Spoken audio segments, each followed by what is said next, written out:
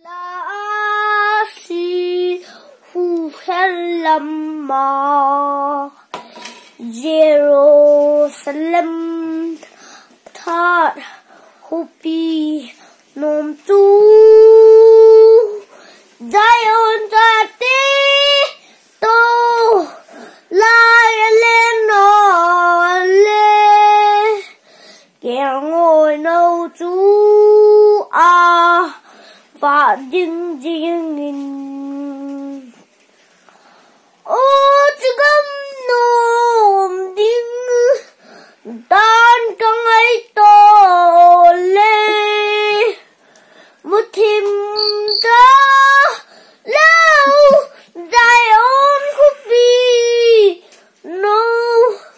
thật sạch lên no kẻ ngồi nấu chú và dinh nghìn thân loài giang ta sáng cha đi tôi gầm na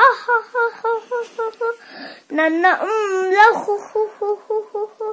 thì nắm lâu na gầm cái nắm chú